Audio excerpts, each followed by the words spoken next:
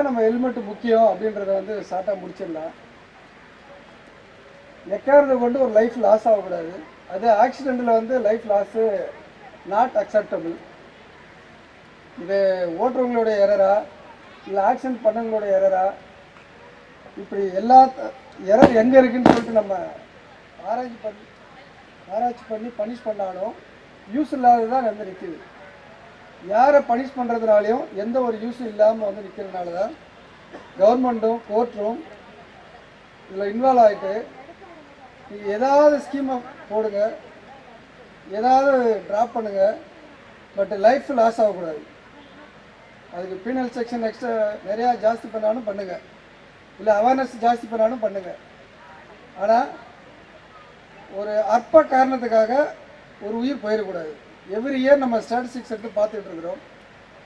Last இயரோட இந்த year compare பண்ணும்போது 2022 2023 Chennai city police சார்பாக ஒரு 5 டெத்தை குறைச்சிருக்கோம்.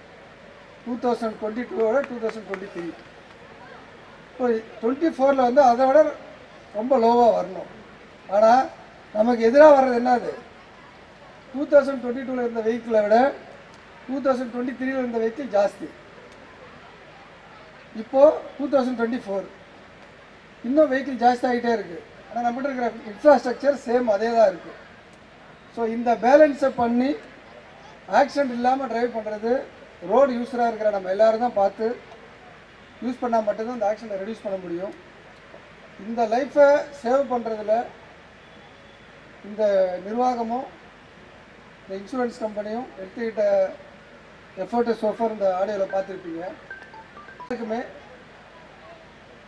தேவையில்லாமல் நமக்கு யாரும் அட்வைஸ் பண்ணலை, அதேமாதிரி யாரோட லைஃப்பும் நம்ம போய் தேவையில்லாமல் டிஸ்டர்ப் பண்ணுறக்கூடாதுன்றதுக்காக தான் இந்த terms and conditions, road safety, helmet awareness இதை டெய்லி கடைப்பிடிச்சாவே இந்த ஹியூஜாக லைஃப்பை லாஸ் பண்ணிகிட்டு இருக்கிற நம்ம வந்து மீகராக குறைச்சிருவோம்.